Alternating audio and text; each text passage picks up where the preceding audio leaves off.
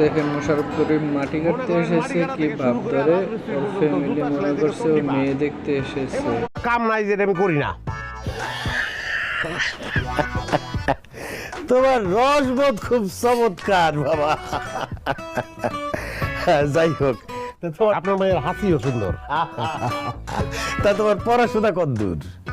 আমার পড়াশোনা মনে কর matric fail, diploma engineering, honours masters, কোনো কিছুতে কিছু যায় না। তুমি অনেক মজা করো, খুব মজার মানুষ তুমি, কিন্তু আমার সাথে তোমার সম্পর্কটা তো মজার না।